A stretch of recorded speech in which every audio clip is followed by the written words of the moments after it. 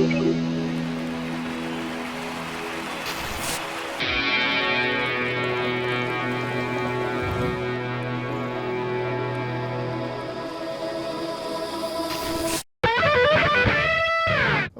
welcome to Bill and Jerry's excellent podcast. We're really excited today because we have the great Toni Forte, aka Toni. We call her Toni. Which do you prefer? Both are fine with All me. Toni started as a family nickname, but now pretty much everybody calls me Toni. Okay, Yeah. well, we like Toni, so no matter what you call her, you're going to find out a lot about Toni's career path, and we were able to dig up some information from one of your internships, Toni. We have here Toni's life card. It's called My Life, My Card. It's something you did at American Express. Yes. We'll talk about that in a little bit. But your childhood ambition was to be a fashion designer or an architect. Well, that's gone out the window, but It has. we're learning a lot about you. You won the Art Cup in school in 3rd grade. Your hobbies are creative projects, drawing, painting, reading magazines. And your favorite movies are Good Will Hunting, Clueless, The Devil Wears Prada, and White Christmas. Do you need to know anything else? Anyway, I'm already impressed, yeah. Anyway, it's great to have you here. You're really here because you have a really unique career path. You are a graduate of the University of Miami. Go You Kings. worked for a few years at AutoNation, and then you went back to get your MBA at Vanderbilt. So we thought it would be great to have you in here to give us a perspective on where you are now, why you did what you did, and what career really means to you. So welcome, and tell us what you would like us to know about you. Before you get started, I just want to add, if you're viewing this for the first time, this is all about career readiness, right? And the journey that Jerry just described for you, right? And that you're in right now as an early career professional.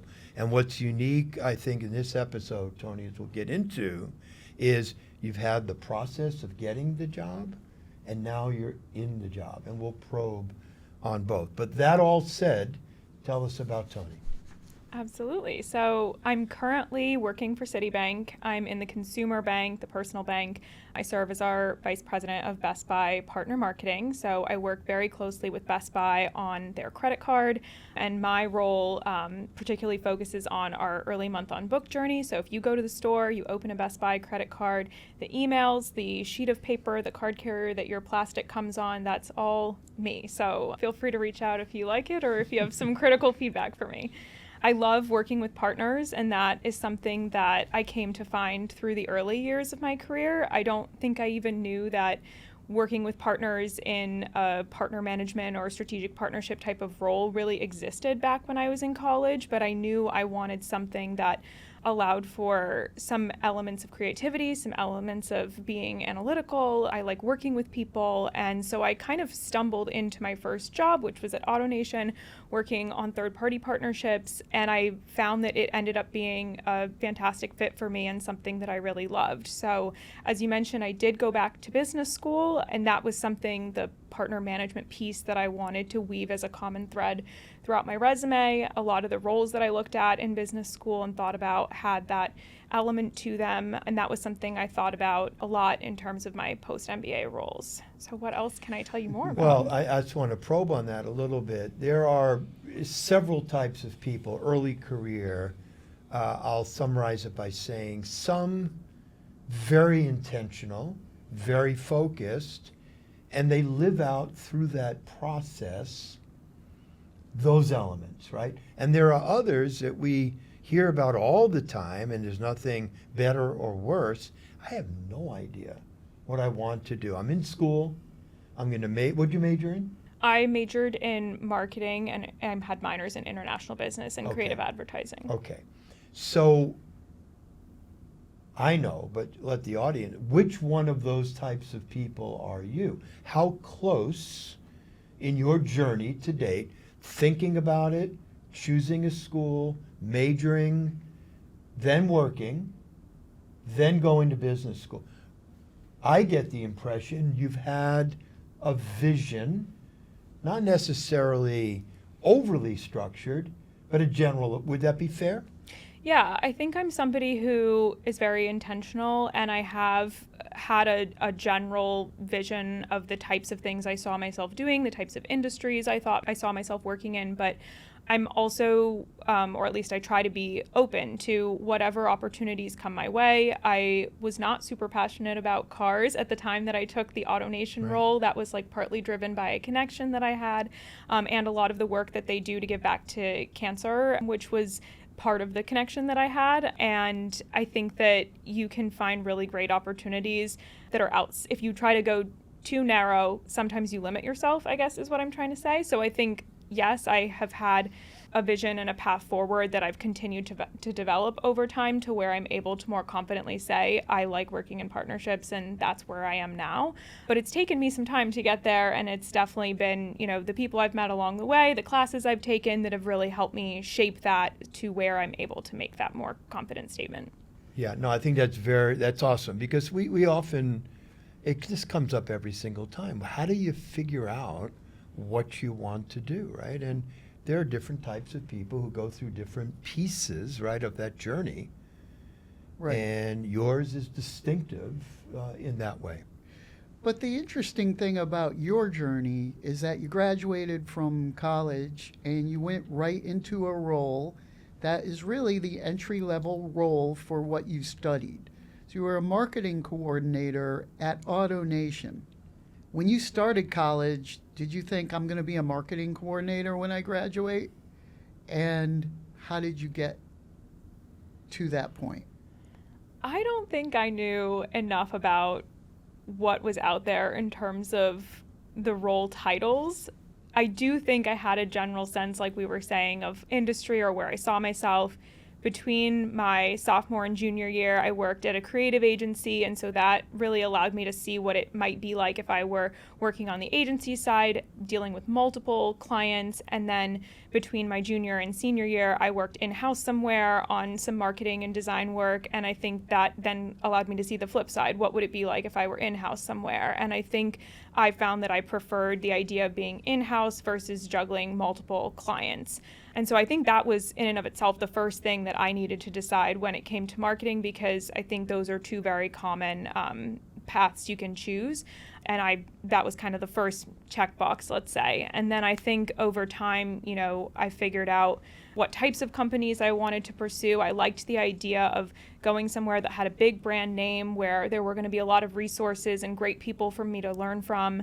And that was part of how I arrived at AutoNation. And I think then when I was there, it was, talking to people in different departments that helped me figure out what I liked and what I didn't like, what I might want to explore in the future.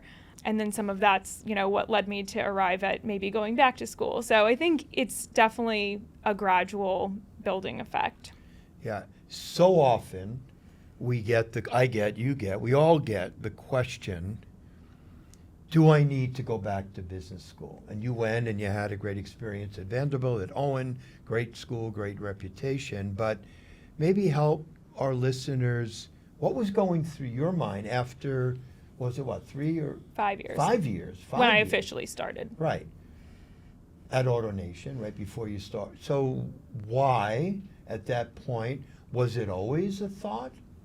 And as you went through the scenario of why or why not, what stuck out for you?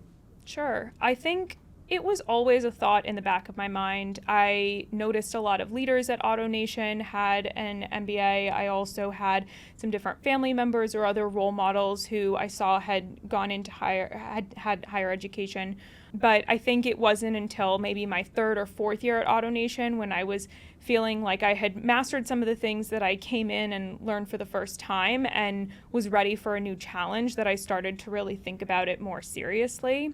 The interesting thing about business school is that, unlike if you're in the medical field or law school, you don't need to get an MBA. And I think that there are a lot of people who see really great success within their careers without a business degree. Right. So what's kind of special about it is that the people who are there really want to be there because they're trying to maybe make some sort of change in their career. They're really passionate about advancing in the path that they're already in.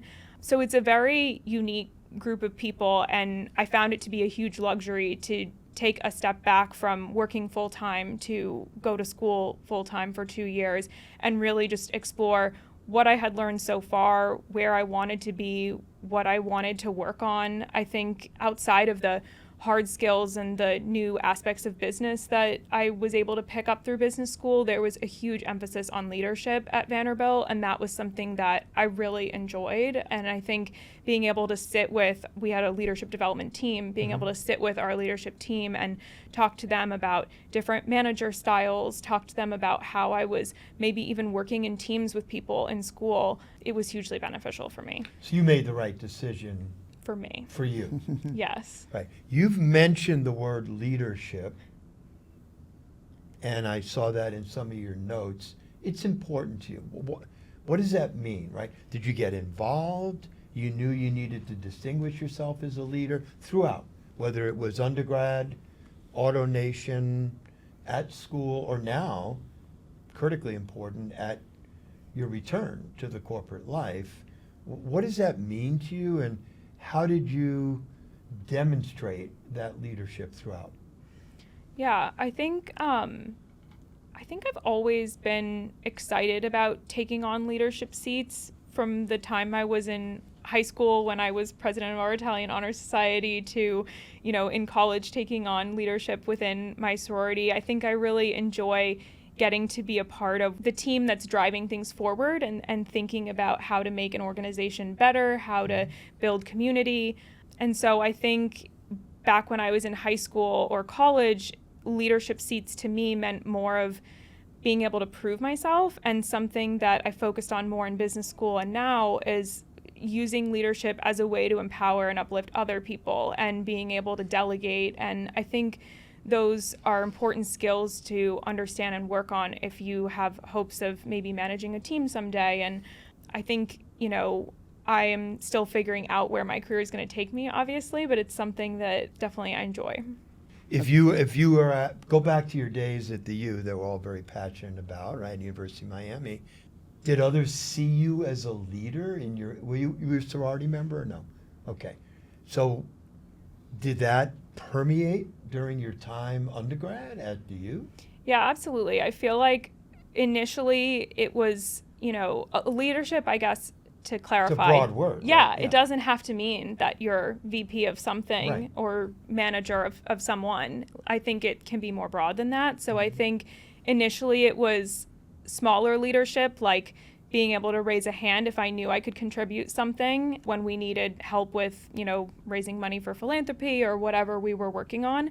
And then I think later it did take more of a formal shape where I served on our executive council in my sorority. And then even to my last days in my senior year, I assisted our pledge mom because it was really important to me to meet the new class and continue to be involved. I think I just really like meeting people and being somebody they can turn to. I know there have been times where I've really appreciated those who I felt comfortable speaking to, and so if I can serve as that person for somebody else, it means a lot to me.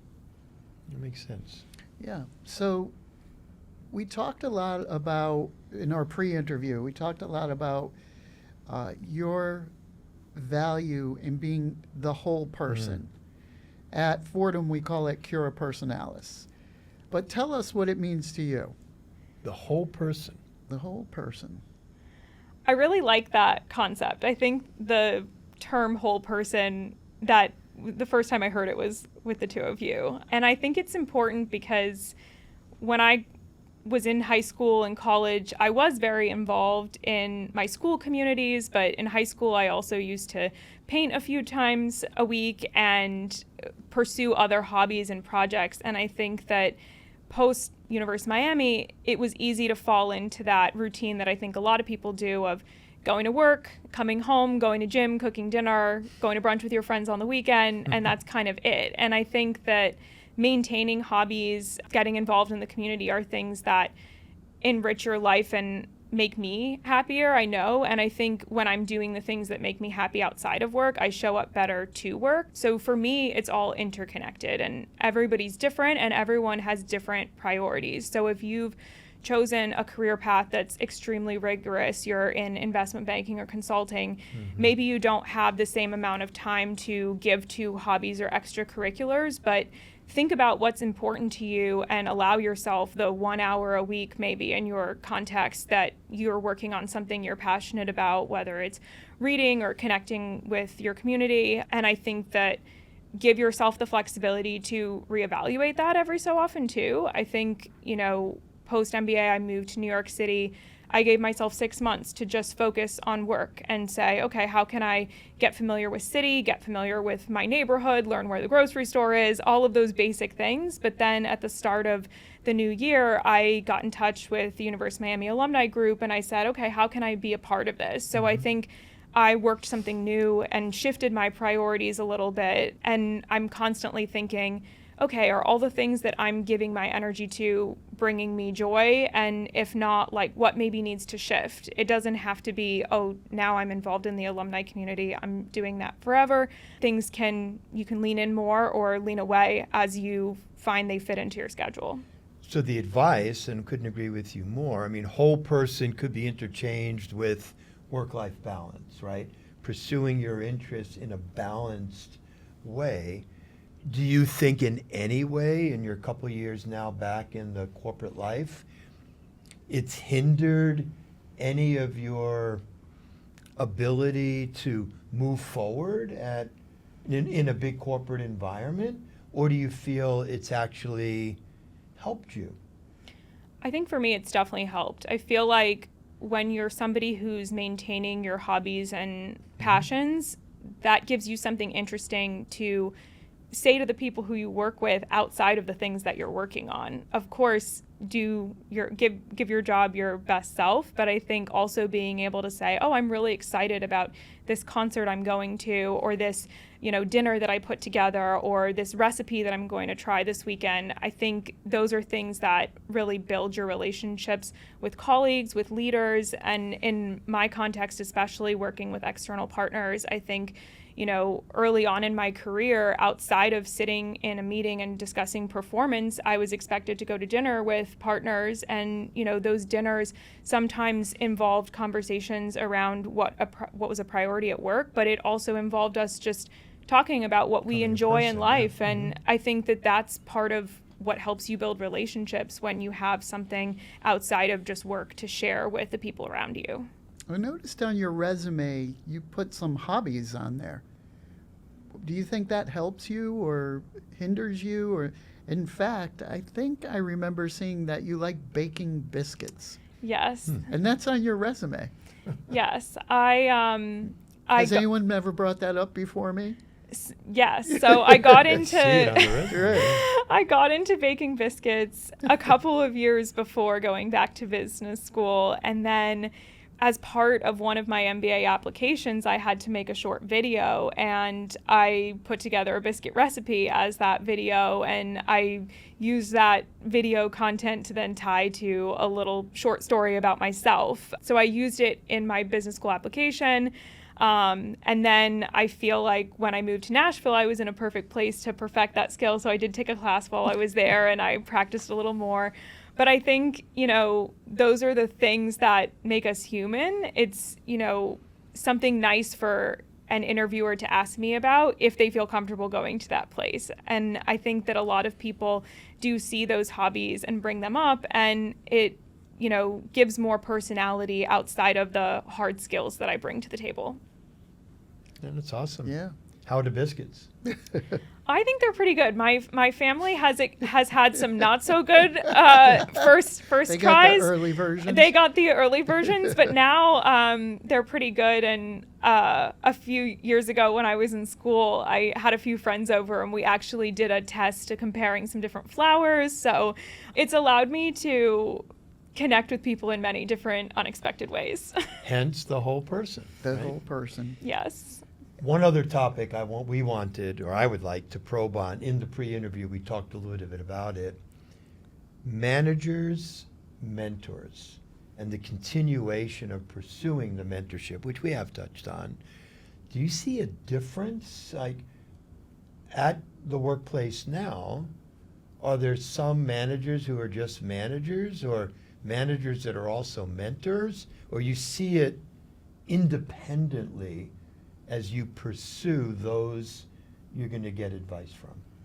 Yeah, I think that manager, mentor, leader, they can all be the same person or they can be different. I think that I've been fortunate that many of the managers that I've had in my career have also been individuals who I felt I could trust and talk to about career moves and advice and ways in which I could improve at my job. But I think I've also sought out mentorship from other individuals, whether that's family, friends, even peers, or even people who are or more junior to me at work. I think you never know when someone you meet might share something that is new to you that helps you learn or grow in some way.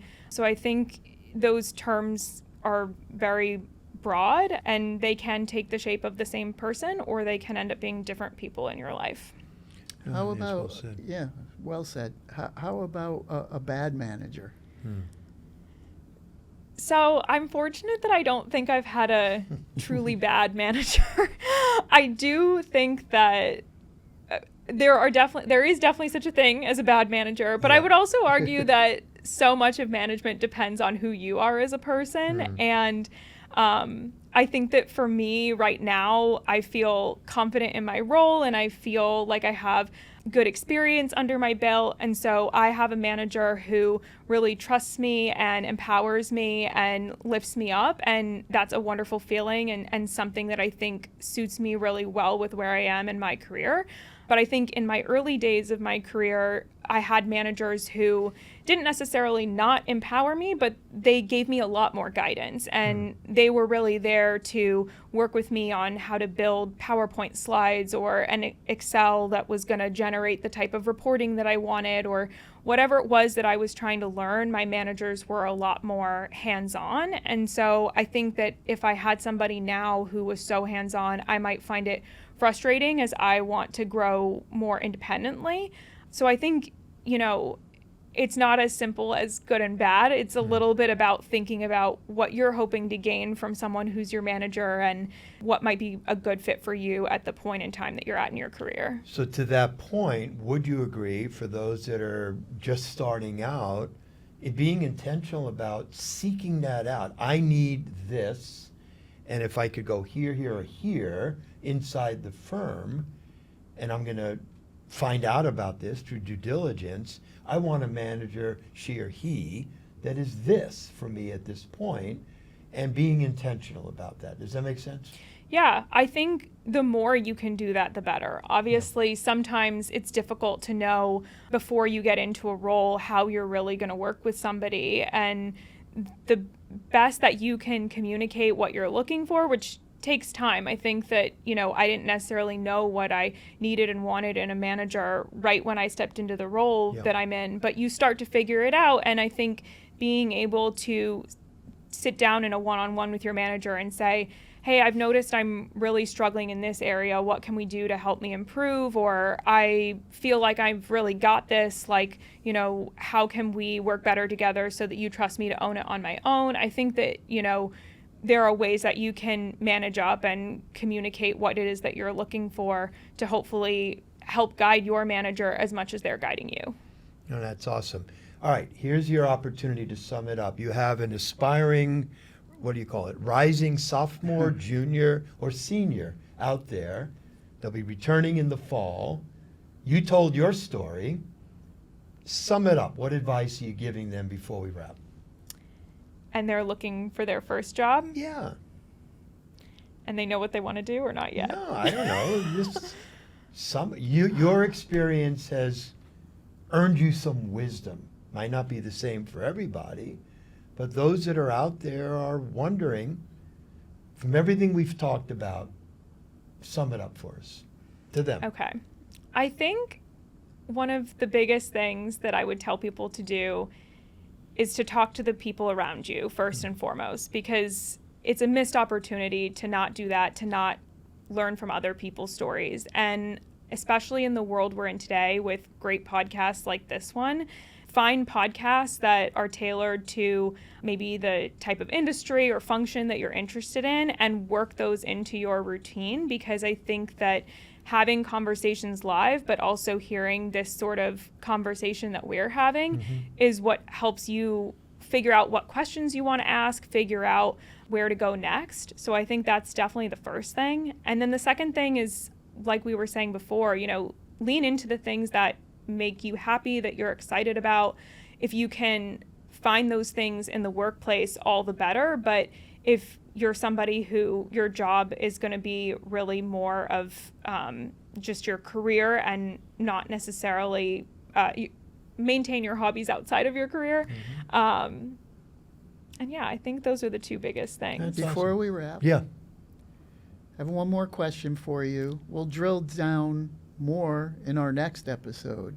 But before we go and bring in a mentor or mentee and go to the round table, one last question for you here.